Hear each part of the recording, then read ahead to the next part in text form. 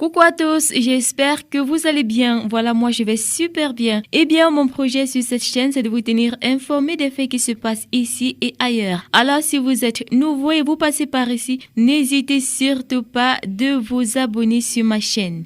Voilà, cliquez tout simplement sur s'abonner qui s'affiche devant vous et on va continuer. Merci infiniment à toutes les personnes qui se sont abonnées à ma chaîne. Cela vous donne de ne rien rater la prochaine fois. Vous pouvez également cliquer sur la cloche de notification pour être sûr de ne rien rater la prochaine fois. Eh bien, aujourd'hui, nous avons plusieurs informations à partager avec vous. Le premier dossier concerne Coco Emilia, un cœur appelé biscuit de mer. Il y a de cela quelques mois, on parlait du mariage de la gloire glorieuse du couple Vemba. Mais aujourd'hui, le mariage de Coco Emilia et Francis Vemba n'est plus qu'un triste souvenir pour biscuit de mer. Le couple Vemba n'existe plus pratiquement. Dans une querelle sur les réseaux sociaux avec son ex-belle-sœur, Coco Emilia a dit ouvertement que son mariage avec Francis Vemba, le supposé homme d'affaires, était sa plus grosse erreur. Une grosse mascarade, a regrettablement écrit Coco Emilia. Suite à ces déclarations de Coco Emilia, Domena Elonga, une proche de Francis Vemba, réagit fortement et donne sa version des faits. Elle explique que Coco n'est pas appréciée par sa belle famille. Elle souligne qu'aucun membre de la famille de Vemba n'a voulu d'elle et c'est d'ailleurs la raison de leur absence à ce fameux mariage. Elle explique que Coco n'a jamais rencontré sa belle-mère, qui ne veut d'ailleurs pas la sentir. Concernant le mariage, Francis aurait fui sa femme car il n'en pouvait plus.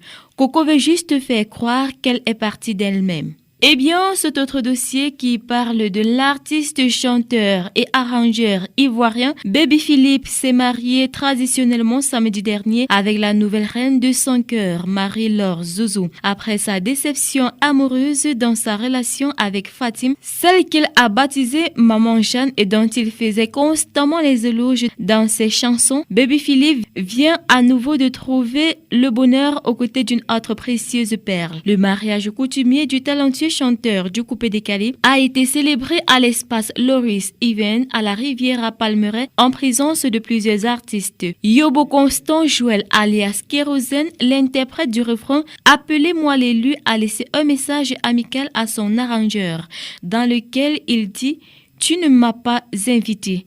Alors les gars, on ne peut pas inviter tout le monde. Quoi qu'il en soit, on ne peut pas inviter tout le monde. Retenons tout simplement qu'avec ce mariage traditionnel qu'il a voulu grandiose et populaire, il tourne ainsi la page avec Fatim, la mère de sa fille bébé Lovely, qui s'est aussi cassée avec un autre homme. Une séparation qui fut douloureuse pour l'artiste. De toutes les façons, l'artiste est de nouveau heureux avec Marie-Laure Zouzou. Félicitations et bon ménage à vous.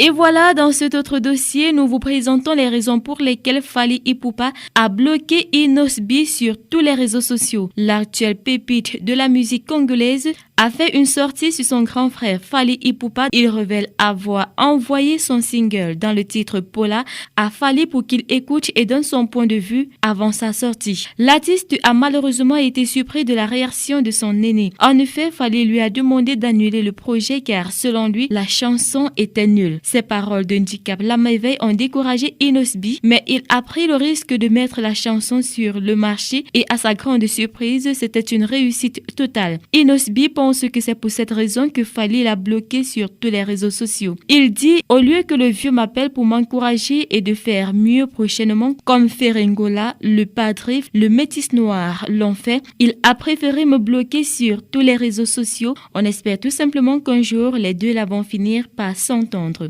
Et voilà, on passe à une autre phase. À présent, on parle drame. Noyé depuis le samedi dernier, l'étudiant de l'école de l'hôtellerie et de tourisme de la SEMAC a été repêché vendredi dernier. Le corps sans vie de Chris Mercier a été déposé à l'hôpital régional de Gaoundéré. Il est indiqué qu'une autopsie sera faite avant la remise de la dépouille à la famille du disparu. La dépouille a été retrouvée par une équipe constituée des mystiques des eaux. Aussitôt informé, le directeur de l'école de l'hôtellerie et du tourisme Marie-Marc Gloire, ses collaborateurs, les forces de maintien de l'ordre et le personnel médical sont descendus sur le site du drame à la demande du Lamido de Gaoundéré, Sa Majesté Mohamed Ayatou. Objectif, prêter main forte aux sapeurs-pompiers et aux mystiques des eaux. L'affaire est à suivre.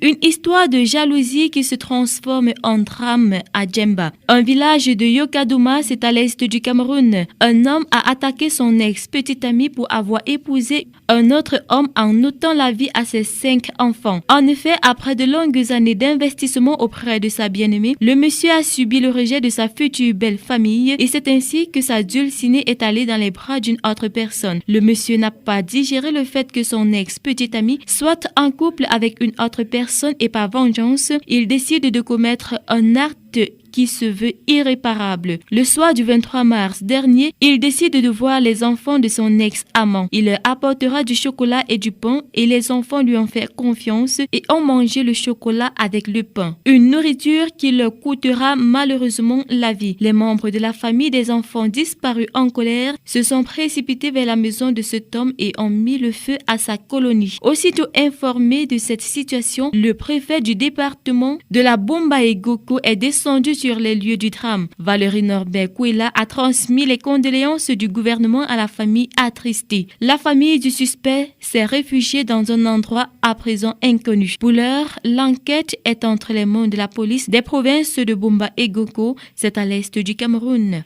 Quelle triste réalité. Beaucoup de courage à la famille durement éprouvée. C'est vraiment triste. Voilà, c'est tout pour aujourd'hui. Merci d'avoir regardé toute la vidéo. Et si tu as aimé, n'oublie surtout pas de t'abonner et clique sur la cloche de notification pour ne rien rater la prochaine fois. Merci encore d'avoir regardé la vidéo. À très bientôt pour une nouvelle vidéo.